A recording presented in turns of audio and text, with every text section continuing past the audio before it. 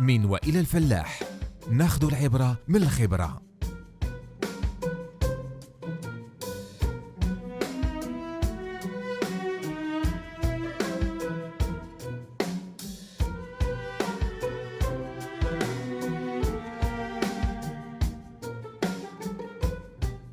النصيحة اللي غادي نقدم اليوم هي على تدبير البقايا، باعتبارها من أهم الركائز ديال الزراعة الحافظة والزرع المباشر. باش يمكن لنا ندبروا البقايا ديالنا خاصنا نحافظوا على الأقل على واحد 30% ولا 40% ديال البقايا الزراعية فوق التراب ديالنا.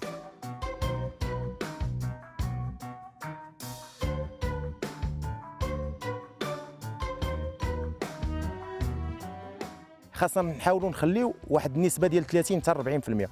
يعني ما يمكنش لنا حنا كفلاحه وكسابه نقولوا ما غاديش نخليو البهيم ديالنا تسرح فوق الارض ديالنا ولا هذه، ولكن تسرح بواحد الطريقه معقلانه بواحد الاوقات معينه، ونحاولوا نخليو ما امكن واحد 30 ولا 40% تاع البقايا اللي هي كتلعب الدور ديالها مع توالي السنوات.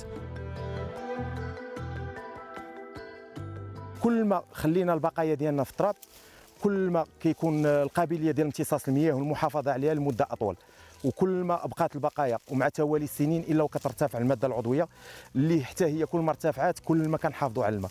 وهذا الشيء كامل باش خاصنا نحافظوا على الماء، لان هو اللي ولا العمله النادره اليوم.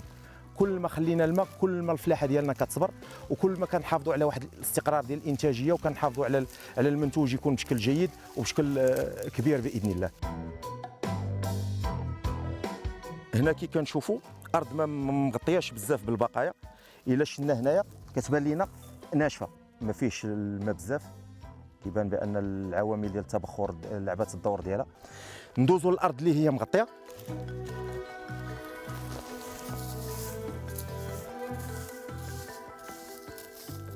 ها هي كنشوفوا فيها ها هي تاريه، وكل ما خلينا الماء في التراب بواحد النسب اللي هي مرتفعه الا وكيكون عامل من العوامل المهمه اللي كترجع على المردود ديال السنه اللي جايه.